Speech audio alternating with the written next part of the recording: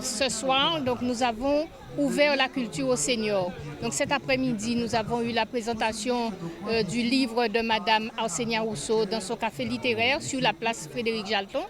Nous avons constaté qu'il y avait énormément de monde.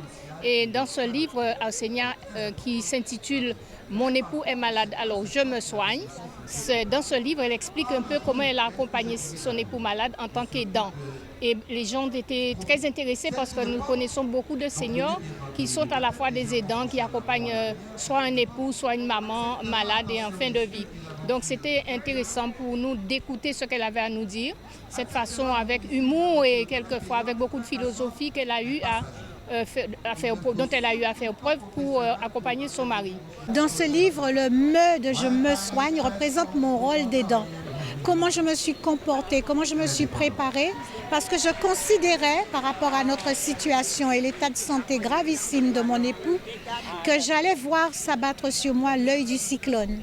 Et comme en pareille circonstance, on fait des réserves de force, de courage, de patience, d'amour pour affronter ce qui arrive. Alors c'est une anecdote avec maman. Maman, elle est très âgée, 97 ans. Et quand elle arrivait à la maison, qu'elle voyait dans quel état était mon époux, elle avait peur pour lui, mais elle avait aussi peur pour moi. Alors un jour, elle arrive et elle me dit timidement, « Comment il va ?»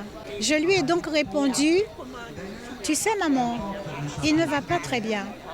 Il ne va pas bien du tout maman. Alors je me soigne. » Et maman qui me répond, « Cap aller sérieusement ou cap plaisanter ?» Je lui dis, « Non maman, comme il ne va pas bien, je dois me préparer, je dois me soigner, je dois me mettre en condition pour pouvoir mieux l'aider, mieux l'accompagner jusqu'au bout. » D'où le titre du livre. Parce que c'est important pour nos seniors de sortir de leur isolement.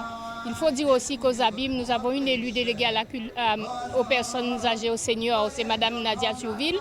Et c'est une délégation qui est très active parce que nos aînés sortent, ils ne restent pas dans l'isolement. Ils étaient à Val-Ombreuse dernièrement, à Ravine-Chaude, enfin, ils ne s'ennuient pas.